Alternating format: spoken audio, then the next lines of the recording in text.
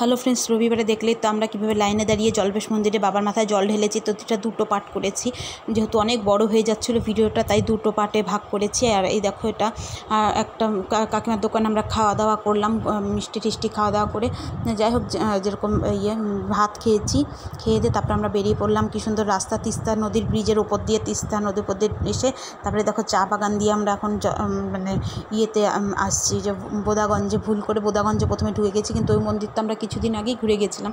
তাই ড্রাইভারকে বললাম রাস্তা চেঞ্জ করতে, হয়তো ভুল রাস্তায় এসেছি। তারপরে মানুষের থেকে মানে সবার থেকে শুনে রাস্তা যাদের সাথে পেয়েছি তাদের কাছ থেকে শুনে তারপরে এই মন্দিরে এসেছি।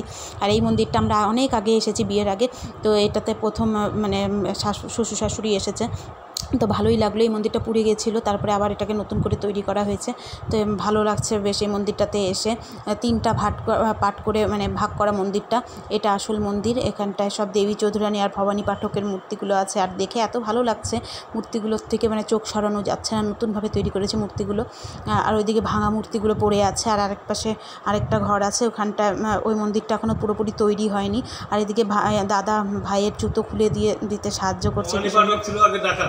সেই ভবানী পাঠক শুধু ডাকাতি করে ও জিনিসপত্র নিয়ে যখন আসছে, ও কিন্তু জলপাইগুড়ি রাজা আছে না, রাজার দিয়েছিল জলপাইগুড়িতেও একটা কিন্তু মন্দির আছে। আর এই যে জলপাইগুড়িতে দেবী চৌধুরানী, এইটা তখন ভবানী পাঠক এখানে এসে দাঁড়াইছে শিকার করে। এখানে এসে যখন বিশ্রাম নিছে, আর চলতে পারতেছে না, তখন ওই মা ওকে দর্শন দেয় যে তুই এখানেই থাক, তুই আর যাইতে হবে না, আর তুই আমাকে এখানে স্থাপিত কর। ভবানী পাঠক স্বপ্ন দিয়ে তখন এই ভবানী পাঠক এখানেই স্থাপিত হয়ে গেল এখানে। হ্যাঁ, আর যেতে পারবে না। আর দেবী চৌধুরানী যেটা মন্দিরটা ওইটা ওখানে আছে, ওটা রেজাল্ট পাই গেল। ওই যে গোশালা শ্মশান ঘাট হচ্ছে এখন, শ্মশান কালী। এখানে আমার বাবা সুন্দর করে কাহিনিটা বলল, ভবানী পাঠক আর দেবী চৌধুরানীর। সবাই শুনলাম আমরা মন ভরে। আর আগে আরেকটা মন্দির ছিল এখানে, মা কালীর, মনে হচ্ছে যেন জ্যান্ত মা কালী দাঁড়িয়ে আছে, এত ভালো লাগছে। আমরা সবাই এক দৃষ্টিতে তাকিয়ে অনেকক্ষণ দেখলাম মা কালীর মূর্তিটাকে, খুব ভালো লাগছিল। তো প্রণাম করলাম। আর এর ভবানী পাঠক আর ইয়ের কাহিনি তো আমাদের সব মোটামুটি প্রত্যেকেরই জানা আছে, তাই আর আমি কিছু বললাম না। আর আমার বাবা যেহেতু বলেই দিয়েছে। আর এদিকে দেখো, এটা পেছন দিকটা, অনেকটা জায়গা নিয়ে মন্দিরটা, আর দেওয়াল দেওয়া দেখো। আর ওই পাশে পুরো চা বাগান ভর্তি, পুরোটাই চা বাগানে ভর্তি। আর বেশ সুন্দর, একদম ফাঁকা আর একদম নিস্তব্ধ জায়গা, মনে হচ্ছে এখানেই কিছুক্ষণ বসে সময় কাটিয়ে দেওয়া যাবে। আর এখানকার মোটামুটি প্রচুর মানুষ আসছে এখানে দর্শন করতে। আর এই বাচ্চাগুলো এখানকারই লোকাল, তো এদের সাথে কিছুক্ষণ কথা বললাম। এরা প্রত্যেক দিন আসে খেলতে, ওরাই বললো যে আমরা এখানে প্রত্যেক দিন আসি।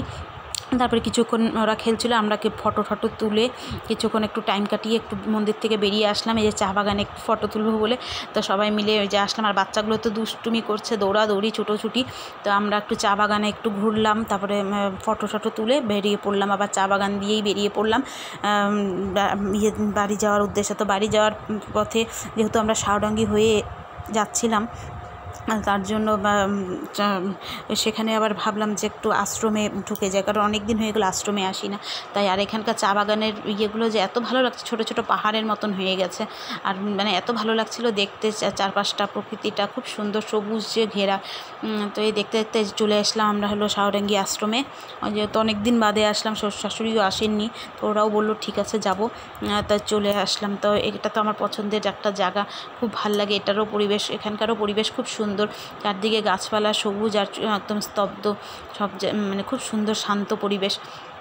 তো আমরা যে চলে আসলাম এখানটায়। আগে প্রথম যিনি মহারাজ ছিলেন উনি এখানটায় থাকতেন, তো এটা ওনার ঘর, এখান থেকে ওষুধ দিতেন। আমি এইখানকারই স্কুলে প্রথমে পড়াশুনো করেছি, আর খুব ছোটোবেলায়। আর এখান থেকে যে এই সমাধিটাই হলো ওই মহারাজের সমাধি প্রথম। আর এখানটায় মহারাজ বসতেন, এখন এটা শিবের ঘর করে দেওয়া হয়েছে। আর এই ঘরটাতেই উনি থাকতেন। তো এখানটায় যখন আমি অসুস্থ হইতাম, আমার মা এখান থেকে ওষুধ নিয়ে আমাকে খাওয়ালে আমি সুস্থ হয়ে যেতাম। তো মা কাহিনিগুলোও বলছিল সবাইকে, আমি শুনছিলাম যে এখানে। আর এই পদ্ম গাছটা দেখে আমার খুব ভালো লাগছিল, জলপদ্ম। তো এটাও আমি ফটো তুলে নিয়েছি। পাতাগুলো খুব সুন্দর, ফুল এখনও পুরোপুরি ফুটেনি, কিন্তু কলি ছিল, আর পাতাগুলো খুব বড় বড় সুন্দর ভালো লাগছিলো। আর চারদিকে মানে সমস্ত গাছ আছে, কোনো গাছ বাদ নেই, প্রচুর গাছ। তো এই তো আমরা মেন মন্দিরে এবার চলে আসলাম, যেখানে সারদা মা, বিবেকানন্দ সব আছে। তো এই মন্দিরে আসছে, আর এখন এটা সুন্দর কালার করেছে, নতুনভাবে কালার করেছে, ভালো লাগছিল দেখতে। অনেক দিন বাদেই আমি আসলাম আবার আশ্রমে, সেই মার্চ কি এপ্রিল মাসে এসেছিলাম। তো এখানে কিছুক্ষণ আমরা বসলাম, তো এখনও আরতি শুরু হয়নি, তো আমরা কিছুক্ষণ বসে ঠসে তারপরে এখান থেকে আবার বেরিয়ে পড়লাম। আর যাওয়ার আগে দেখো এখানে গাছগুলোতে ফুলগুলো, এই ফুলটা আমার খুবই ভালো লাগে, তো খুব ভালো লাগছিলো। এখানে কিছুক্ষণ ফটো তুললাম ফুলগুলোর, আর চারপাশে। আর এই তো হয়ে গেল, এখন বাড়ির পথে চলে আসছি। আর আজকের ভিডিওটা এই পর্যন্ত। কেমন লাগলো ভালো লাগলে লাইক কমেন্ট করে দিও।